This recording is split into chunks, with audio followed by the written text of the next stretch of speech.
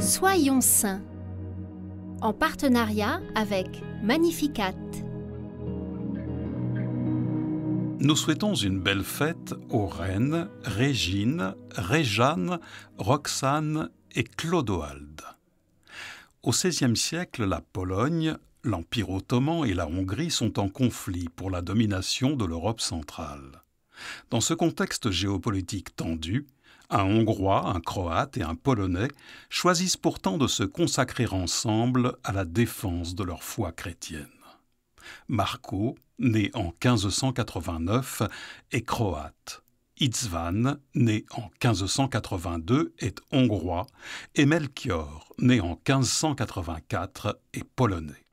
Ces trois jésuites sont envoyés dans la ville hongroise de Kassa, aujourd'hui Košice, en Slovaquie, à la demande du roi de Hongrie, qui souhaite la présence des jésuites pour accompagner la minorité catholique du pays.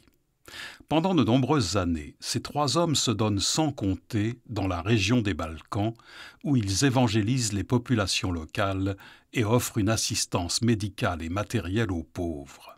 Tout cela, malgré une méfiance à leur encontre des autorités ottomanes locales.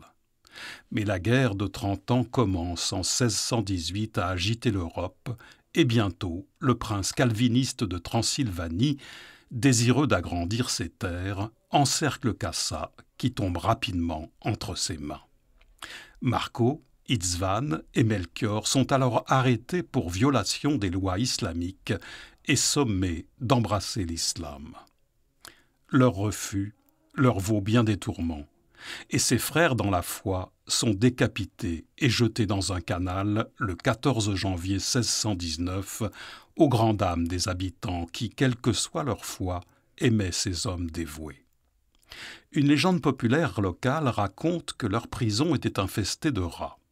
Mais mystérieusement, ces rongeurs viennent à la rencontre des trois hommes et les traitent avec une grande affection, allant jusqu'à les nourrir en leur apportant leurs trouvailles. Tous trois sont enterrés dans la même église polonaise. Leur sépulture devient rapidement un lieu de pèlerinage pour des milliers de fidèles hongrois ou polonais. Ainsi, même après leur mort, ils continuent d'œuvrer pour la paix entre les peuples.